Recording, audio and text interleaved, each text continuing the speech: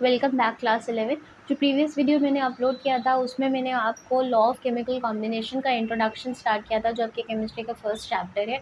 और मैंने आपको दो लॉज एक्सप्लेन भी कर दिए थे, which are the law of your conservation of mass and the second one was law of definite proportions. जो इसमें कि law of conservation of mass ये बोलता है that matter can neither be created nor it can be destroyed in a chemical reaction. यानी जब भी कोई केमिकल रिएक्शन होगी तो जो total mass of the reactants है will always be equal to the total mass of the products. ये था लॉ ऑफ कंजर्वेशन ऑफ मास। दूसरा था law of definite proportions. Law of definite proportions ये बोलता है कि जब दो एलिमेंट्स कंबाइन करके एक कंपाउंड बनाते हैं तो जिस रेशियो में वो कंबाइन होंगे उस वो हमेशा सेम रहेगा। वो जो रेशियो है वो उनके मासेस का रेशियो होगा। That means that when two elements combine together to form a compound, they do so in the ratio of their masses. जैसे मैंने एग्जांपल दिया था कार्बन डाइऑक्साइड का। कार्बन डाइऑक्साइड कोई सोर्स किसी भी सोर्स से आपको अवेलेबल हो, वो चाहे आपको पेट्रोल के बर्न होने से मिले, चाहे आप कोयला बर्न करें उससे आपको मिले, चाहे एटमॉस्फेयर में जो कार्बन डाइऑक्साइड है उसमें जो रेशियो आएगा वो हमेशा 3:8 का ही रेशियो आएगा कार्बन और ऑक्सीजन का। मतलब ये रेशियो किसका है? उनके मासेस का रेशियो, उनके एटॉमिक मास का ratio, not the ratio of their atomic number. Now today we are going to study about law of multiple proportions. How is law of definite proportions different from law of multiple proportions? ये law आपको propose किया था Dalton ने। Dalton से atomic theory है। Dalton जो थे scientist थे, उन्होंने 1803 में ये लॉ प्रपोज किया था। ठीक है। Now what does it said, और उन्होंने क्या डेमोन्स्ट्रेट किया इस लॉ से? उन्होंने कहा कि जब दो एलिमेंट्स कंबाइन करके एक से ज़्यादा कंपाउंड बनाते हैं, जब दो एलिमेंट्स कंबाइन करके एक से ज़्यादा कंपाउंड बनाते हैं तो कोई एक एलिमेंट जो कि फिक्स्ड मास में है, कोई एक एलिमेंट फिक्स्ड मास में होगा और जो दूसरा एलिमेंट कंबाइन करके कंपाउंड्स बना रहा है वो उस हमेशा अपने मास के स्मॉल रेशियोज में कंबाइन करेगा। What I mean to say is that when two elements combine to form more than one compound, suppose करिए कोई दो एलिमेंट्स एक कंपाउंड ए बना रहे हैं, बी बना रहे हैं, सी, एक से ज़्यादा कंपाउंड अगर वो बना रहे हैं, then the mass of one element will be in whole number ratios, will be in small whole number ratios to the mass of another element which is always fixed। यानी जब दो एलिमेंट्स कंबाइन करके एक से ज़्यादा compound बना रहे हैं तो एक एलिमेंट का मास फिक्स रहेगा और जो दूसरा एलिमेंट कंबाइन हो रहा है वो होल नंबर रेशियोज में कंबाइन करेगा। What I mean to say is, I will give you an example. Hydrogen और ऑक्सीजन दोनों कंबाइन करके वाटर भी बनाते हैं। ठीक है। अगर इसको इस फॉर्म में लिखूँ, अगर मैं इसको केमिकल इक्वेशन की फॉर्म में नहीं लिखूँ, if I just write it in alphabetical form, ठीक है, hydrogen plus oxygen they form water and hydrogen and oxygen also combine to form hydrogen peroxide. H2O2 बनता है हाइड्रोजन पेरोक्साइड। ठीक है। यानी यहाँ पे हो क्या रहा है कि दो एलिमेंट्स कंबाइन हो रहे हैं और वो दो से एक से ज़्यादा कंपाउंड बना रहे हैं। ये ज़रूरी नहीं है कि हाइड्रोजन और ऑक्सीजन जब कंबाइन होंगे तो वाटर ही बनेगा। हाइड्रोजन और ऑक्सीजन कंबाइन करके हाइड्रोजन पेरोक्साइड भी बना रहे हैं। फ़र्क इतना होगा कि इसमें हाइड्रोजन का मास जो है वो फिक्स्ड रहता है, 2 ग्राम ही हाइड्रोजन होता है H2। ठीक है। और ऑक्सीजन इस केस में 16 ग्राम होता है, क्योंकि आपको पता है कि वाटर का टोटल मास कितना आता है, दैट इज़ 18 ग्राम, जो मॉलिक्यूलर मास होता है वाटर का। कैसे निकाला जाता है वाटर का मॉलिक्यूलर मास? ऐसे लिखते हैं वाटर तो 2 × 1। आपको पता है हाइड्रोजन का एटॉमिक मास 1 होता है और ऑक्सीजन का एटॉमिक मास 16 ग्राम होता है। तो 16 + 2 = 18 ग्राम, ऐसे निकालते हैं मॉलिक्यूलर मास, जो कि अभी इस चैप्टर में आपके आगे भी है। आपने 9th में भी ये पढ़ा होगा that how to calculate molecular mass. Molecular mass is the sum total of the atomic masses of molecules which are present. जितने भी मॉलिक्यूल्स प्रेजेंट हैं उनका एटॉमिक मास अगर हम कैलकुलेट ऐड कर देते हैं, उसको एडिशन कर देते हैं, तो हमें मॉलिक्यूलर मास मिल जाता है। तो वाटर का जो टोटल आता है ग्राम, कितना आता है? 18 ग्राम। ठीक है। अब इस केस में ऑक्सीजन जो है 16 × 2 32 ग्राम कंबाइन करती है। ठीक है। तो जो टोटल वेट आता है हाइड्रोजन पेरोक्साइड का वो आता है 34 gram. Now can you notice anything? What does law of multiple proportions means. अब अगर इन दो एग्जांपल्स को हम लेके चलें तो लॉ ऑफ मल्टीपल प्रोपोर्शंस क्या बोलता है, ध्यान से सुनिए।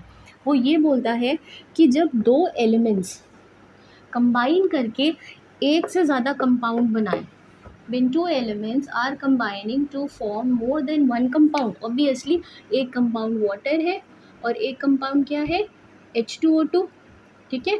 Then the mass of one atom which is fixed, अब यहाँ पे आपको फिक्स्ड क्या दिखाई दे रहा है, 2 ग्राम, ठीक है। और जो वेरिएट कर रहा है वो क्या है, वो ऑक्सीजन है।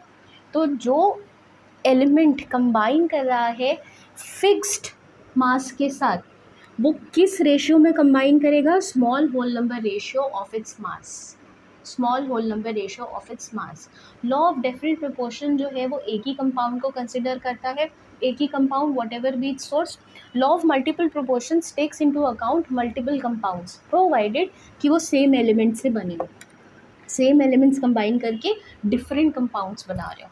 और लॉ ऑफ डेफिनेट प्रोपोर्शन क्या बोलता है, उसमें आप सिर्फ एक ही कंपाउंड, जैसे वाटर ले रहे हैं तो वाटर ही लेंगे, कार्बन डाइऑक्साइड ले रहे हैं तो कार्बन डाइऑक्साइड ही लेंगे, और उसमें प्रोपोर्शन हमेशा फिक्स रहता है, डेफिनेट रहता है, तो प्रोपोर्शन इज ऑलवेज डेफिनेट, ठीक है। इसमें क्या हो रहा है कि एक जो एलिमेंट है उसका मास फिक्स्ड है, एक एलिमेंट जो कंबाइन हो रहा है फिक्स्ड मास ऑफ एलिमेंट के साथ, वो किस रेशियो में कंबाइन हो रहा है, इन the ratio of it's masses. और वो रेशियो कैसे होंगे, स्मॉल होल नंबर्स में। 16 को अगर 32 से डिवाइड करो तो क्या आएगा, 1:2 का रेशियो आएगा, ठीक है। तो ये स्मॉल होल नंबर रेशियोज हैं, as you can see fractions में नहीं है, फ्रैक्शन में रेशियोज नहीं आ रहे हैं। तो this is what law of multiple proportion states, when two elements combine together to form more than one compound, then the mass of one element, the mass of one element which combines with the fixed mass of another element, mass of one element which combines with fixed mass of another element is in small whole number ratios, small whole number ratios में होगा। this is what law of multiple proportion states। I hope आपको clearly distinct हो रहा होगा कि law of definite proportion और law of multiple proportions में क्या फ़र्क है, ओके। तो ये डिफरेंस है दोनों में। Another law of chemical combination is the law which was given by Gay-Lussac, जो कि गैसेस का है, जो गैसेस पे बेस्ड है, ठीक है। अभी तक आपने जितने लॉज पढ़े उसमें गैसेस, सॉलिड्स, लिक्विड सारे इन्वॉल्व है। This law is particularly based for, और it has been experimented upon gases and then the inference has been drawn, ठीक है। तो Gay-Lussac's लॉ क्या बोलता है, दैट व्हेन गैसेस कंबाइन, किसी केमिकल रिएक्शन में जब गैसेस कंबाइन करती हैं या प्रोड्यूस होती हैं, व्हेन गैसेस कंबाइन और are produce in a chemical reaction, they do so in simple ratios of their volume. मतलब जब गैसेस कंबाइन करेंगी या किसी केमिकल रिएक्शन में प्रोड्यूस होंगी, तो ये ऑब्जर्व किया गया, ये एक्सपेरिमेंटल हैं, ये हाइपोथेटिकल कंडीशंस नहीं है, ये एक्सपेरिमेंटल कंडीशंस हैं, इनके एक्सपेरिमेंट किए गए हैं तब इनसे लॉज बनाए गए हैं। They have experiments have been conducted and then the laws have been formulated. तो what does this law says कि जब गैसेस किसी केमिकल रिएक्शन में कंबाइन करती हैं प्रोडक्ट्स बनाने के लिए या खुद प्रोड्यूस होती हैं किसी केमिकल रिएक्शन में, इन दोनों ही कंडीशंस में कंडीशन क्या है, क्या करती हैं वो या तो कंबाइन करेंगी या प्रोड्यूस होंगी, किस रेशियो में, इन simple ratios of there volumes. मतलब जब गैसेस केमिकल रिएक्शन में कंबाइन करेंगी या किसी केमिकल रिएक्शन में अगर गैस प्रोड्यूस हो रही है तो आपको हमेशा गैसेस सिंपल रेशियोज़ में मिलेंगी, और वो सिंपल रेशियोज़ किसका होगा, उनके वॉल्यूम्स का। This is what Gay-Lussac's law. लेकिन कंडीशन ये है, कंडीशन ये होनी चाहिए that all the gases are at same temperature and pressure, क्योंकि अगर आप टेम्परेचर एंड प्रेशर वेरिएट कर देंगे, आपको ये चीज़ पता है कि gases get liquefied at high temperature और एट लो टेम्परेचर और at high pressure the gases get liquefied, you can easily liquefy gases, तो उसमें वॉल्यूम चेंज हो जाएगा, ठीक है। तो कंडीशन ये होनी चाहिए कि सेम टेम्परेचर और प्रेशर पे सारी गैसेस होनी चाहिए जो कि किसी केमिकल रिएक्शन पे इन्वॉल्व है। मतलब रूम टेम्परेचर पे है तो रूम टेम्परेचर पे ही हाइड्रोजन भी होना चाहिए, ऑक्सीजन भी होना चाहिए, नाइट्रोजन, जो भी रिएक्शन हो रहा है, whatever gases are involve in a chemical reaction, condition is this that they should be at same temperature and pressure. Then if this condition is occurring, अगर ये कंडीशन परसिस्ट हो रही है, तब ये ऑब्जर्व किया गया कि गैसेस कंबाइन करती हैं या किसी केमिकल रिएक्शन में जब गैसेस प्रोड्यूस होती हैं तो वो अपने वॉल्यूम के सिंपल होल नंबर रेशियोज़ में होती हैं। फाइन, जैसे hydrogen and oxygen when they produce water, when they give you water 100 ml, ये ऑब्जर्व किया, ये एक्सपेरिमेंट किया गया था 100 ml प्लस 50 ml, तो आपको जो वॉल्यूम मिल रहा था वाटर का वो 100 ml था। अब अगर आप ध्यान से देखें तो यहाँ पे जो वाटर, हाइड्रोजन और ऑक्सीजन का रेशियो है वो कितना मिलेगा, 2:1 का रेशियो मिलेगा। This is simple whole number ratio, simple whole number ratio है, ठीक है। तो यही चीज़ वो बोल रहे हैं, this is what Gay Lussac wanted to say, that when gases combine, they are combining in a chemical reaction or if they are produced, ठीक है। यहाँ पे भी जो वाटर वेपर है अगर बन रहा है तो vapour is a form of what, vapour is a form of gas only. तो अगर केमिकल रिएक्शंस में गैसेस कंबाइन हो रही हैं या केमिकल रिएक्शंस ऐसी हो रही हैं कि उनमें गैसेस फॉर्म हो रही हैं, तो हमेशा गैसेस अपने वॉल्यूम के सिंपल रेशियोज में कंबाइन होंगी या प्रोड्यूस होंगी। ये एग्जिस्ट होता है, ये फॉर्मुलेटेड है, this is experimental, this is true. और कंडीशन क्या है, कंडीशन ये होनी चाहिए that they all the gases which are occurring और participating in a chemical reaction are at same temperature and same pressure, are at same temperature and same pressure, this is the essential condition। अगर आप temperature और pressure अलग अलग gases का, मतलब gases अगर अलग अलग टेम्परेचर और प्रेशर पे हैं और तब केमिकल रिएक्शन हो रहा है, तब ये लॉ वेरीफाई नहीं होगा। कंडीशन ये है कि उनका टेम्परेचर और प्रेशर एक ही होना चाहिए, तब उस केस में गे लुसाक्स लॉ वेरीफाइड होता है। समझ में आ गया? व्हाट डज इट से? इसका सिंपल इन्फरेंस ये निकलता है कि gases combine, I'm just writing it in point, gases combine or get produced in a chemical reaction, produced in a chemical reaction, produced in a chemical reaction in simple ratios, simple ratios of their volume। ये actually Gay Lussac's law, law of definite proportion by volume है। Law of definite proportion जो था उसमें हम मास को consider कर रहे थे in the ratio of their masses, यही बोला था that elements combine to form compounds in ratio of their masses. और ये क्या बोल रहे हैं, that gases combine in a chemical reaction in simple ratios of their volume. So actually Gay Lussac's law को law of definite proportion by volumes भी बोलते हैं।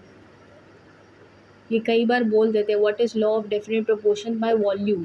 अब आप सोचेंगे लॉ ऑफ डेफिनेट प्रोपोर्शन तो एक ही पड़ा था, नहीं, जो गे लुसाक्स लॉ है, क्योंकि उसमें वॉल्यूम कांस्टेंट रहता है, वॉल्यूम का रेशियो है, इसीलिए उसको law of definite proportion by volume भी बोला जाता है। This is what Gay Lussac's law is also known as, right. So this is what the inference is drawn from Gay-Lussac's law, and the essential condition is that temperature and pressure at which the gases are combining should be same, वो variate नहीं होना चाहिए, ठीक है। Okay, now the third law or the last law which is associated with law of chemical combination is Avogadro's law। ये भी gases पे based है। आपके दो laws हैं जो completely gases पे based है, एक है Gay-Lussac's law और एक Avogadro's law है। Now what does Avogadro's law state? ये बोलता है कि the volume of a gas, volume of a gas, condition क्या है, constant pressure and temperature, volume of a gas, it can be any gas at constant pressure and temperature is directly proportional to the number of molecules which are present in it। मतलब volume of a gas किसके बराबर होगा, जितने number of molecules present हैं gas में। Condition क्या है, constant temperature and pressure, this is Avogadro's law. तो क्या बोलता है कि कांस्टेंट प्रेशर और टेम्परेचर पे किसी भी गैस का वॉल्यूम किसके प्रोपोर्शनल है या किसके इक्वल है, number of molecules present in it, जितने उसमें नंबर ऑफ मॉलिक्यूल्स प्रेजेंट है वही उसका वॉल्यूम होगा। The volume of a gas will be, यानी 22 लीटर, अगर हम माने कि कोई लीटर, सपोज करो 1 लीटर है गैस, तो उसमें मॉलिक्यूल्स कितने प्रेजेंट है, जितने मॉलिक्यूल्स हैं उतना ही उसका वॉल्यूम होगा। fine. Or you can say, it can also be stated in other words, that equal volumes of all gases, ध्यान से सुनिएगा, equal volumes of all gases, equal volumes, ध्यान से पढ़ना, ये कीवर्ड्स हैं, equal volumes of all gases contain same number of molecules. सारे gases के इक्वल वॉल्यूम, मतलब उनके वॉल्यूम एक ही जैसे होने चाहिए. अगर उनके वॉल्यूम एक ही जैसे हैं, प्रेशर और टेम्परेचर कांस्टेंट है, तो हर गैस में सेम नंबर ऑफ मॉलिक्यूल्स होंगे. This is what Avogadro's law states. Equal volumes of all gases contain same number of molecules. They contain same number of molecules या equal number of molecules, same number of molecules under constant temperature and pressure. मतलब temperature और pressure variate नहीं होना चाहिए. अगर ऐसा हो पा रहा है तो जितनी भी गैसेस हैं उनके वॉल्यूम अगर सेम है, if you are taking equal volumes of gases, then all the gases will contain equal number of molecules. This is what Avogadro's law states. और ये इसका जो है, आप कह सकते हैं, रिप्रेजेंटेशन है एवोगाड्रोस लॉ का. And it was found out कि नंबर ऑफ मॉलिक्यूल्स कितने होते हैं, 6.023 इंटू 10⁻⁻23. इसको आप क्या बोलते हो, this is called as Avogadro's constant.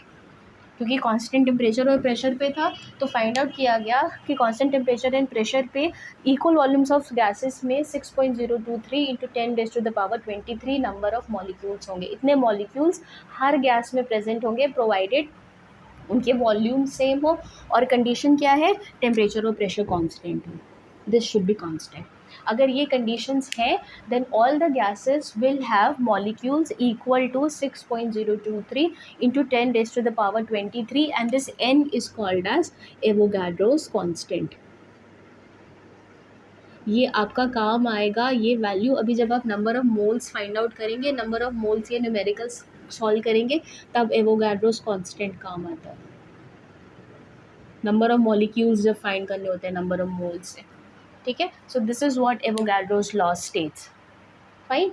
I hope कि आपको ये लॉज समझ में आ गए होंगे सारे. कोई प्रॉब्लम कहीं पे है कि अभी भी कन्फ्यूजन हो रहा है, law of definite proportion, multiple proportion, या लॉ ऑफ कंजर्वेशन, या Gay Lussac's law, Avogadro's law, you can write in the comment section. I will explain that law once again. Thank you.